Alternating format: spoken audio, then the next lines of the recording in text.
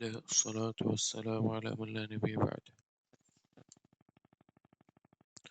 صحيح الترغيب والترهيب الكتاب الصلاة അടുത്ത فصل الترغيب في صلاة الجماعة وما جاء في من خرج يريد الجماعة فوجد الناس قد صلوا.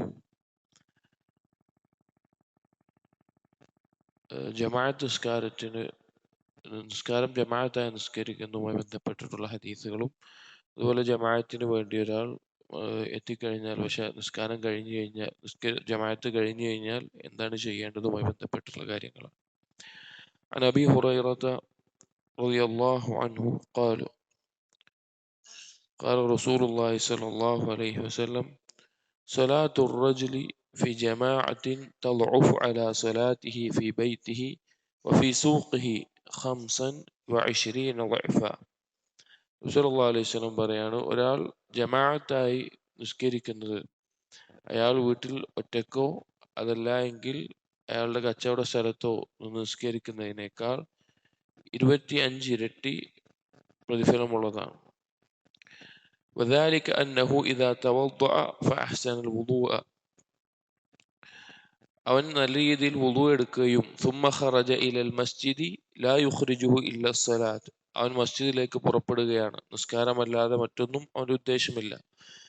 ലം യഖ്തു ഖുത്വതൻ ഇല്ലാ റുഫിഅത് ലഹു ബിഹാ ദറജതൻ അവൻ ഒരു കാലടി വെക്കുമ്പോൾ അവന്റെ ദറജ ഉയരുകയും വഹുത്ത അൻഹു ബിഹാ ഖതിയതുൻ ഒരു ദറജ ഉയർത്തുകയും അതുപോലെ തന്നെ ഒരു പാപം ഒഴിവാക്കുകയും ചെയ്യും. ഫഇദാ സല്ല അങ്ങനെ അവൻ നിസ്കരിച്ചാൽ ലം തസലിൽ മലായിക തുസല്ലി അലൈഹി മാ ദാമ ഫീ മുസല്ലാഹ് അവൻ നിസ്കാരം കഴിഞ്ഞ് നിസ്കരിച്ച ആ സ്ഥലത്ത് ഇരിക്കുന്നിടത്തോളം നേരം മലക്കുകൾ അവന്റെ മേലെ സ്വലാത്ത് ചൊരിഞ്ഞുകൊണ്ടിരിക്കും. മാലം യുഹ്ദിസ് അവന്റെ വുളു നഷ്ടപ്പെടാത്തോളം നേരം. അല്ലാഹുമ്മ സ്വല്ലി അലൈഹി അല്ലാഹുമ്മ അർഹംഹു മലക്കുകൾ പ്രാർത്ഥിക്കും, അല്ലാഹുമ്മ സ്വല്ലി അലൈഹി അവന്റെ മേലെ നീ അല്ലാഹുവേ നീ സ്വലാത്ത് ചൊരിയണമേ, അല്ലാഹുമ്മ അർഹംഹു അവന് കാരുണ്യം ചൊരിയണമേ. വലാ യസാലു ഫീ സ്വലാത്തി മൻ തളറ സ്വലാ ഒരാൾ നിസ്കാരം പ്രതീക്ഷിച്ചിരിക്കുന്നിടത്തോളം നേരം അവൻ നിസ്കാരത്തിൽ തന്നെയാണ് എന്ന് നബി സല്ലല്ലാഹു അലൈഹി വസല്ലം പറഞ്ഞു.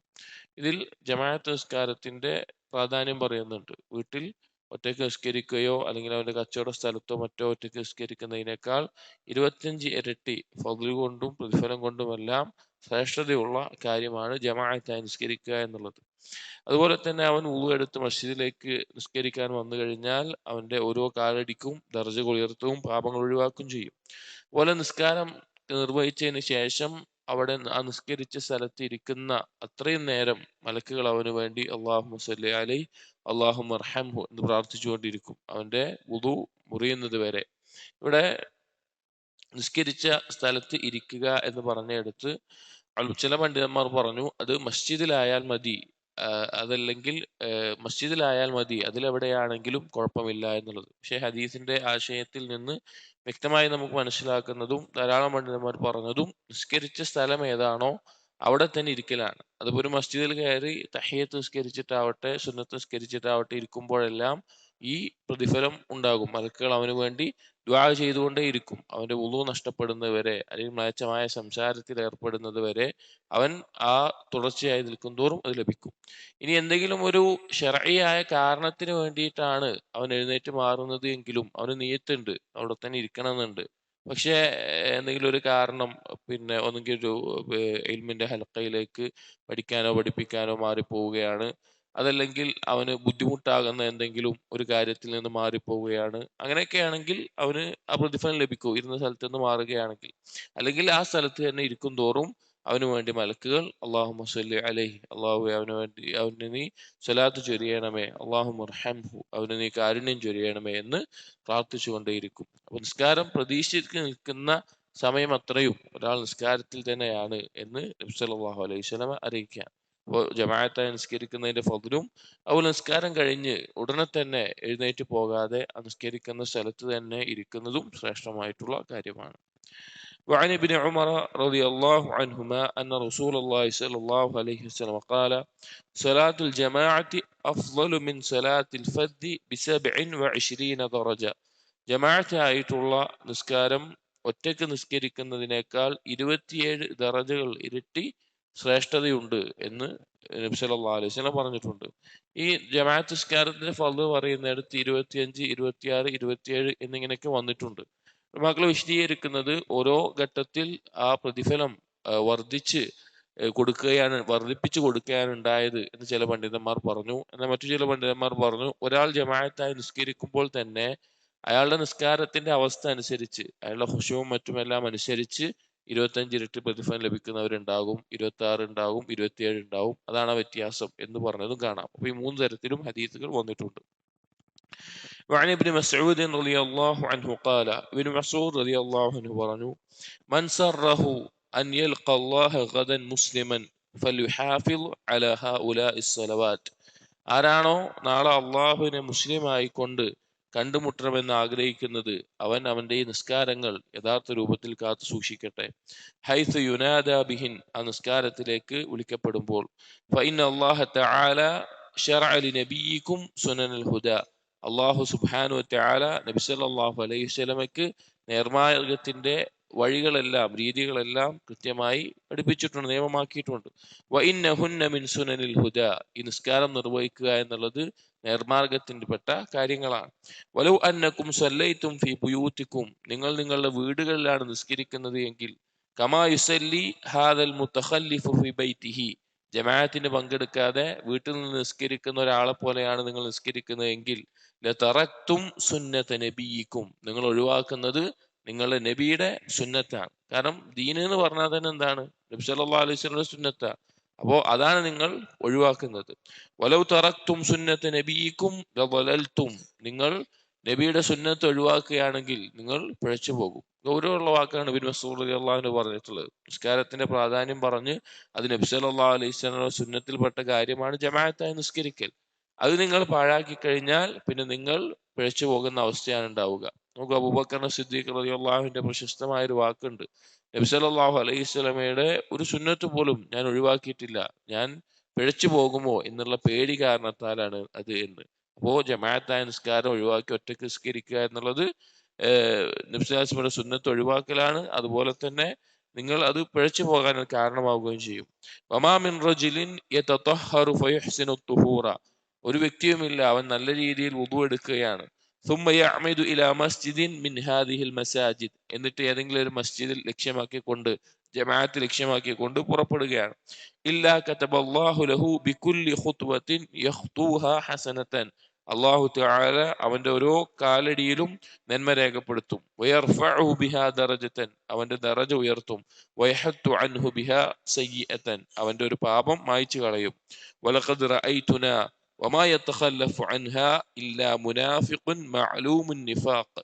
ഇബ്നു മസ്ഊദ് റളിയല്ലാഹു അൻഹു പറയാണ്, ഞങ്ങൾ പരിഗണിച്ചിട്ടില്ല ആരെങ്കിലും ജമാഅത്ത് നിസ്കാരം വിട്ടു നിൽക്കുന്നുണ്ടെങ്കിൽ അവനെ നിഫാഖിന്റെ ആളായിട്ട്, നിഫാഖ് അറിയപ്പെടുന്ന ഒരാളായിട്ടല്ലാതെ അവനെ ഞങ്ങൾ പരിഗണിച്ചിട്ടില്ല. വലഖദ് കാന അർറജുലു യുഅ്താ ബിഹി യുഹാദാ ബൈന അർറജുലൈനി ഹത്താ യുഖാമ ഫിസ്സഫ്. ഇനി രോഗം കാരണത്താൽ ചില ആളുകൾ ജമാഅത്തിൽ നിന്ന് ഒഴിവാക്കി നിൽക്കുന്നുണ്ടെങ്കിൽ, അഥവാ രോഗികൾക്ക് ഉഴുതുണ്ട്, സ്ഥിരമായി ജമാഅത്ത് പങ്കെടുക്കുന്ന ഒരാളാണ്, പക്ഷെ എന്തെങ്കിലും ഒരു രോഗം കാരണത്താൽ അവന് ബുദ്ധിമുട്ടുകൾ അനുഭവിക്കുന്നുണ്ടെങ്കിൽ അവന് ജമാഅത്തിൽ പങ്കെടുത്തില്ലെങ്കിലും ആ പ്രതിഫലം ലഭിക്കും. പക്ഷെ എന്നിട്ടും സഹാബികളിൽ ചിലർ രണ്ടാളുകളുടെ ഒപ്പം വന്നു നിന്നിട്ട് താങ്ങി പിടിച്ചുകൊണ്ട് അവർ ജമാഅത്തിന് വേണ്ടി നിൽക്കാൻ പരിശ്രമിക്കാറുണ്ടായിരുന്നു, നിൽക്കാറുണ്ടായിരുന്നു എന്ന് ഇബ്നു മസ്ഊദ് റളിയല്ലാഹു അൻഹു പറയാണ്. മറ്റൊരു റിവായത്തിൽ ലഖദ് റഅയ്തുനാ വമാ യതഖല്ലഫു അനിസ്സലാ ഇല്ലാ മുനാഫിഖുൻ ഖദ് ഉലിമ നിഫാഖുഹു ഔ മരീദുൻ. ജമാഅത്ത് നിസ്കാരം വിട്ടിരിക്കുന്ന ആളുകളെ ഒന്ന് മുനാഫിഖായിട്ടാണ് കാണാറുള്ളത്, അല്ലെങ്കിൽ രോഗിയായിരിക്കും. രോഗികളോ അല്ലെങ്കിൽ പിന്നെ ജമാഅത്ത് ഒരു കാരണമല്ലാതെ ഒഴിവാക്കുന്നവർ നിഫാഖിന്റെ ആളുകളായിട്ടാണ് ഞങ്ങൾ പരിഗണിച്ചിരുന്നത്. ഇൻകാന അർറജുലു ലയംശി ബൈന റജുലൈനി ഹത്താ യഅതി അസ്സലാ, രോഗിയായിരുന്നിട്ടും ചില ആളുകൾ അവർ രണ്ടാളുകളോടൊപ്പം താങ്ങി പിടിച്ചുകൊണ്ട് നിസ്കാരത്തിന് വരുന്ന അവസ്ഥ സ്വഹാബികളുടെ കാലത്ത് ഉണ്ടായിരുന്നു. അപ്പൊ രോഗം എന്ന് പറഞ്ഞാൽ 3 അവസ്ഥ ഉണ്ടാവും. ഒന്ന്, ചെറിയ എന്തെങ്കിലും രോഗങ്ങൾ, അവർക്ക് ദുനിയവിയായ മസ്ലഹത്തുകൾക്കൊക്കെ പുറത്തിറങ്ങാൻ പറ്റുന്നുണ്ട്, കച്ചവടത്തിന് പോകുന്നുണ്ട്, ബാക്കിയുള്ള കാര്യത്തിന് പോകുന്നുണ്ട്, അയാൾ മസ്ജിദ് ഒഴിവാക്കുക എന്നുള്ളത് ശരിയില്ല, അയാൾക്ക് ഉഴുതിറില്ല. 2, കഠിനമായ രോഗം, അയാൾക്ക് ദുനിയവിയായ മസ്ലഹത്തിന് പുറത്തേക്ക് പോകാൻ പറ്റാത്ത ആളുകൾ, ആ സമയത്ത് അയാൾക്ക് ഉദ്റുണ്ട്, അയാൾക്ക് ജമാഅത്തിന്റെ ആളാണെങ്കിൽ, ജമാഅത്ത് നിസ്കരിക്കുന്ന ആളാണെങ്കിൽ ആ പ്രതിഫലം അയാൾക്ക് രേഖപ്പെടുത്തും. മൂന്നാമത്തേത് മുത്തവസ്സിത്തായിട്ട് ഓരോ വ്യക്തിയെ സംബന്ധിച്ചിടത്തോളം മാറുന്നതായിരിക്കും. ഒരു രോഗം എത്രത്തോളമാണ് ബുദ്ധിമുട്ടുണ്ടാക്കുന്നത്. അപ്പൊ അവന് ബുദ്ധിമുട്ടാണെങ്കിൽ അവൻ ഒഴിവാക്കിയ ഉദ്റുണ്ട്. അതല്ലാതെ ഉദ്റില്ലാതെ വെറുതെ മാറി നിന്ന് കഴിഞ്ഞാൽ അവന് ആ ജമാഅത്ത് പിന്നെ ജമാഅത്തിന്റെ പ്രതിഫലം രേഖപ്പെടുത്തപ്പെടില്ല. ഉദ്റുണ്ടായിരിക്കണം, അതിന് മാത്രമുള്ള രോഗമായിരിക്കണം.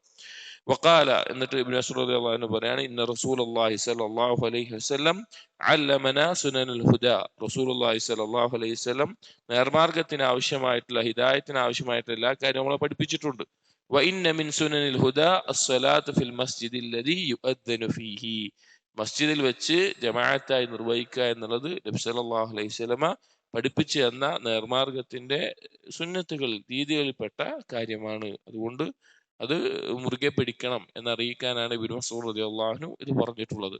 അപ്പൊ സഹാബികൾ വളരെയധികം ഗൗരവത്തോടു കൂടി ശ്രദ്ധിച്ചിരുന്ന കാര്യമാണ് ജമാഅത്തായിട്ടുള്ള നിസ്കാരം. ഒറ്റക്ക് നിസ്കരിച്ചാൽ നിസ്കാരം ബാത്തിലാവുകയില്ല, സ്വഹീഹാകുമെന്ന് ഈ ഹദീസിന് മനസ്സിലാക്കാം. പക്ഷേ ജമാഅത്തായി നിസ്കരിച്ചില്ലെങ്കിൽ, പങ്കെടുക്കുന്നില്ല എങ്കിൽ, യാതൊരു ഉദ്റുമില്ലാതെ ജമാഅത്ത് നിസ്കാരം ഒഴിവാക്കുകയാണെങ്കിൽ അത് നിഫാഖിന്റെ അടയാളമായിട്ടാണ് ഈ ഹദീസുകളുടെ അടിസ്ഥാനത്തിൽ ഉലമാക്കൾ എണ്ണിയിട്ടുള്ളത്. ബറക്കല്ലാഹു ഫീക്. അസ്സലാമു അലൈക്കും വറഹ്മത്തുള്ളാഹി വബറകാതുഹു.